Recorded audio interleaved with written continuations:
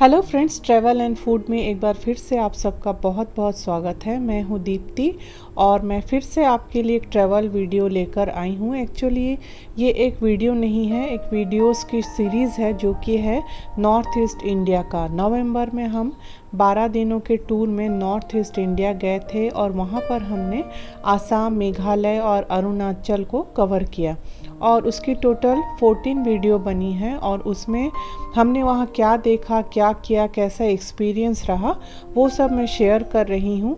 एक के बाद एक मैं ये सारी वीडियोस शेयर कर रही हूँ। उम्मीद है आपको पसंद आएगा।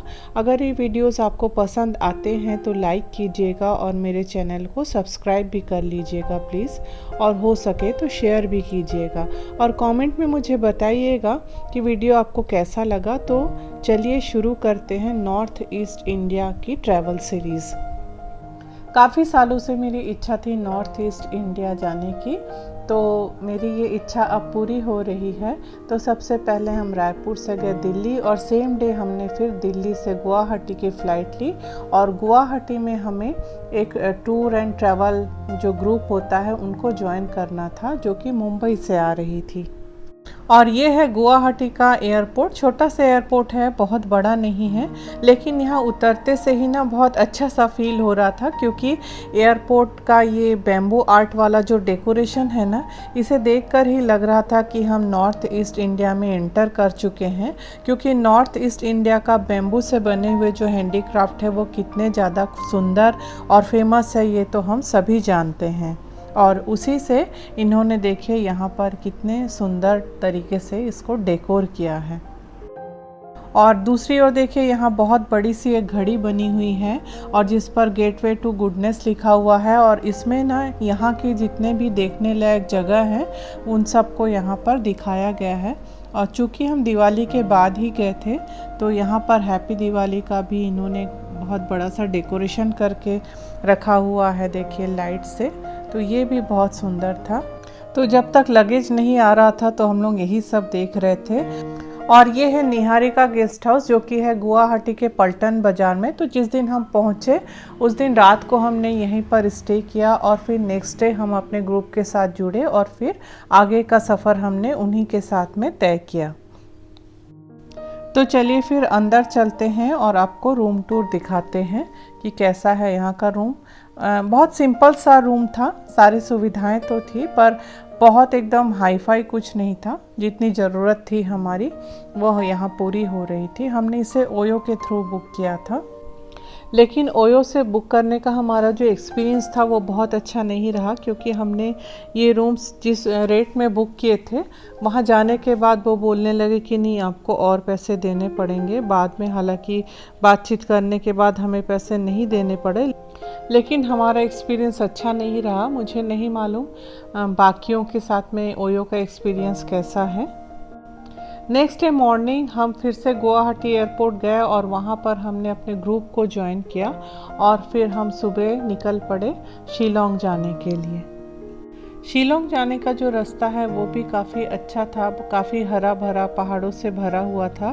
और ये जो डिवाइडर आप देख रहे हैं ना, तो ड्राइवर भाई साहब बता रहे थे कि इसके इस हिस्से में जिधर हम चल रहे हैं अभी वो आसाम है और जो उसका दूसरा हिस्सा है ना वो मेघालय पड़ता है। हमारे ग्रुप में टोटल 26 लोग थे, जो कि 7 इनोवा गाड़ी में सवार थे और साथ में हमारे 2 गाइड्स भी थे। और सारी गाड़ियाँ ना एक के बाद एक चलती थी, तो बिल्कुल किसी कारवां की तरह से बहुत अच्छा लगता था। और बादल, पहाड़ और खूबसूरत नज़ारे देखते हुए हम अपना सफ़र पूरा कर रहे थे। और लंच के टाइम में हमारे पूरे ग्रुप ने यहाँ पर लंच लिया था।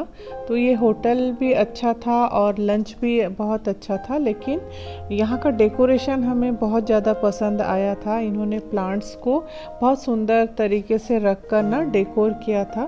तो चलिए दिखाती हूँ मैं आगे आपको।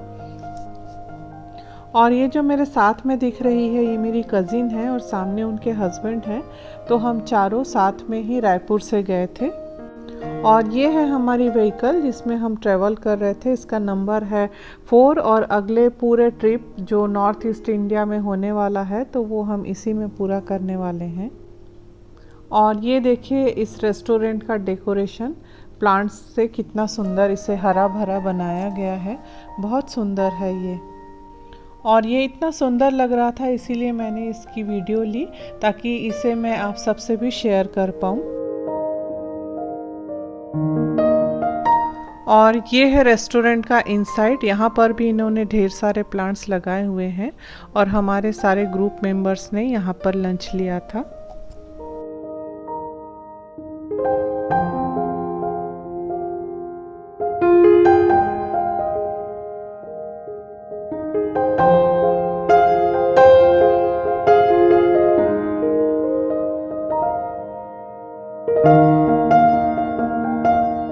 और लंच के बाद हमने फिर से अपनी जर्नी शुरू की।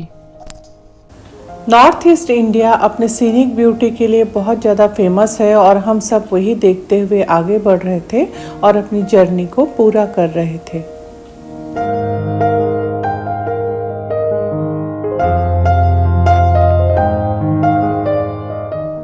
और गुवाहाटी से 98 किलोमीटर ट्रैवल करने के बाद अब हम ये शिलोंग में एंटर कर रहे हैं, जो कि मेघालय की राजधानी है।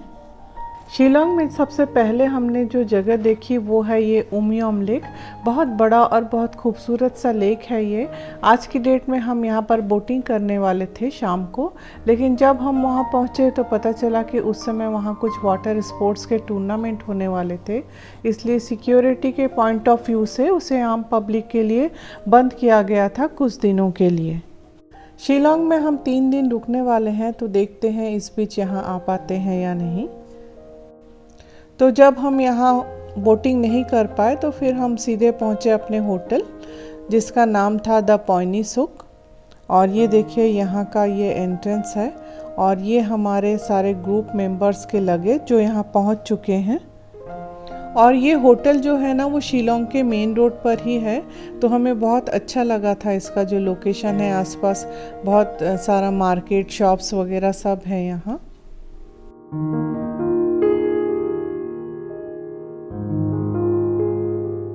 तो चलिए इसका रूम भी देख लेते हैं कैसा है।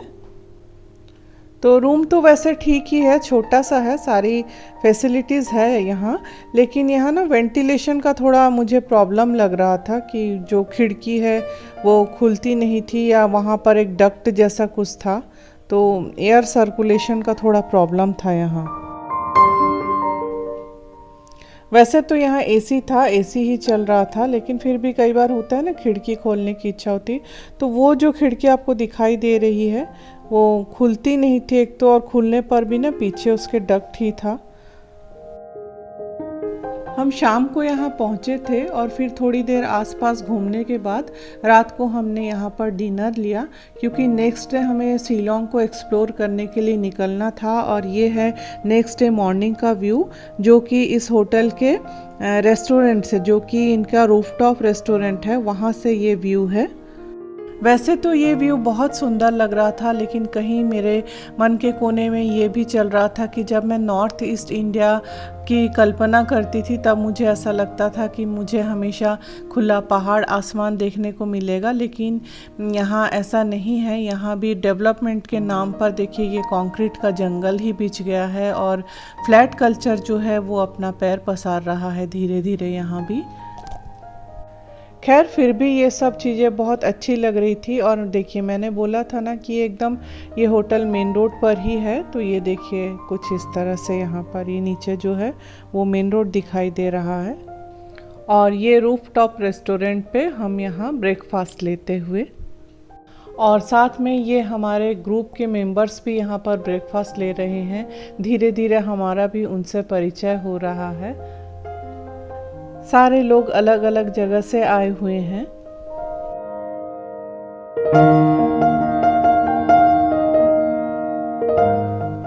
और ये है एक लेडीज़ ग्रुप जो कि हमारे ग्रुप के साथ में ट्रैवल कर रही हैं, और बहुत जिंदा दिल महिलाओं का एक ग्रुप है ये, और इनको देखकर ना मुझे बहुत अच्छा लगता था।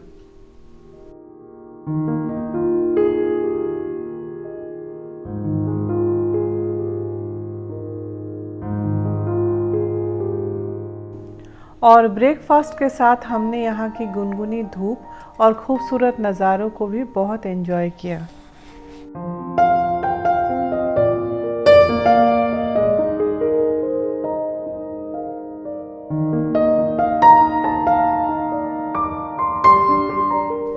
और सुबह भरपूर नाश्ता कर लेने के बाद हम फिर निकल पड़े शिलोंग के आसपास की जगह को देखने के लिए। हम इन क्लासिक व्यू को देखते हुए आगे बढ़ रहे थे और इन व्यू को बहुत एंजॉय कर रहे थे और थोड़ी ही देर में हम फिर पहुंच गए एलिफेंट फॉल्स देखने के लिए। एलिफेंट फॉल्स जो है वो शिलोंग से 12 किलोमीटर की दूरी पर है और आज के दिन हमारा ये पहला डेस्टिनेशन है जो हम देखने आए हैं यहाँ।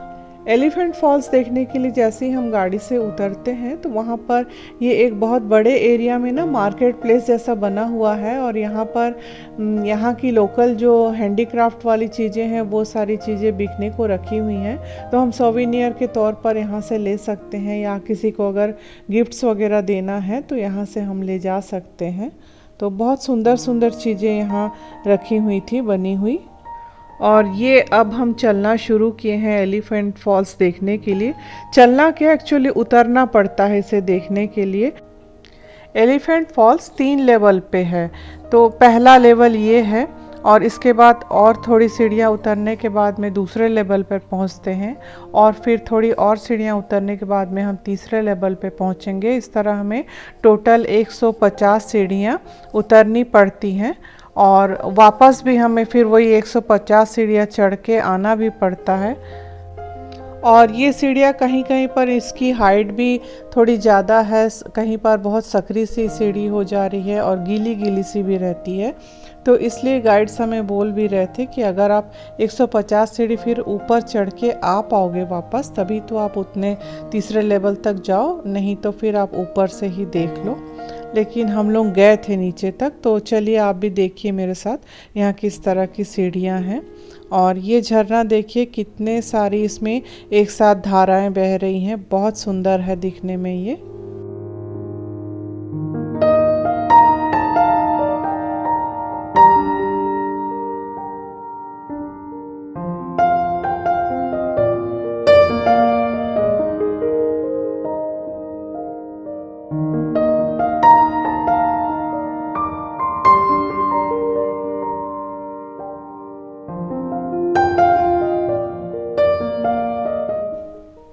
और इसके बाद हम फिर से सीढ़ियाँ उतरना शुरू किए और देखिए इस तरह से यहाँ की सीढ़ियाँ हैं, थोड़ी सकरी सी हैं और झरने के पानी की वजह से गीली गीली सी भी रहती है, इसलिए थोड़ा संभल कर उतरना पड़ता है। और ये हम कुछ सीढ़ियाँ उतरने के बाद में झरने के दूसरे लेवल पर पहुँच गए हैं और ये तीनों लेवल पे ना बहुत अलग अलग सा दिखाई देता है। जैसे पहले हमने देखा था पतली पतली बहुत सारी धाराएं बह रही थी और यहाँ पर झरने का ये दूसरा रूप है और नीचे और अलग तरह से बहता है। एलिफेंट फॉल्स का नाम अंग्रेज़ों ने इसे दिया था क्योंकि ये फॉल्स पहले एलिफेंट यानी हाथी की तरह से ही दिखाई देता था, लेकिन बाद में भूकंप आने की वजह से उसका शेप बदल गया है। लोकल भाषा में इस झरने का नाम काशेद लाई पातेंग खोशियू है, लेकिन इतना कठिन नाम कौन याद रखे, इसे एलिफेंट फॉल्स ही ठीक है। और इस नाम का मतलब भी है कि 3 लेवल में बहता हुआ झरना। मुझे नहीं मालूम कि मैं उसका सही उच्चारण कर पाई या नहीं, पर जो भी है बहुत खूबसूरत है ये झरना। और इस तरह हम धीरे धीरे उतरते हुए लगभग तीसरे लेवल पर पहुंच गए हैं। और इसकी देखिए यहाँ इस तरह चट्टानों से ना ऐसे पानी टपकता रहता है और इसके साथ ही घने जंगल के बीच में इन चट्टानों में कई जंगली पेड़ पौधे उगे हुए हैं। तो ये सब पूरा मिला के ना ये झरना बहुत ही सुंदर लगता है दिखने में।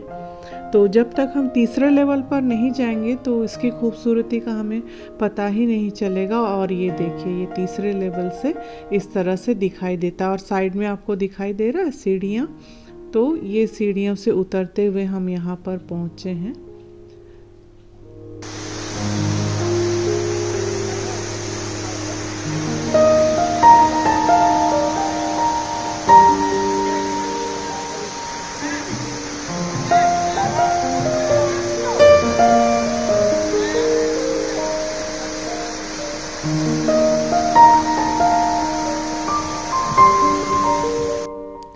और हम सब ने इस खूबसूरत झरने को देखते हुए बहुत एंजॉय किया।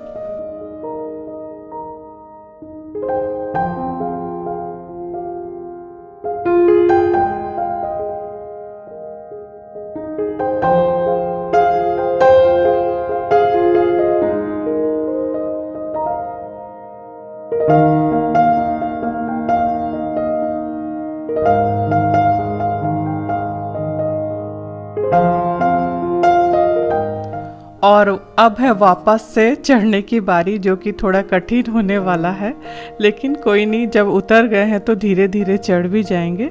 तो चलिए फिर यहाँ से निकलते हैं। तो फ्रेंड्स, आज के वीडियो में बस इतना ही।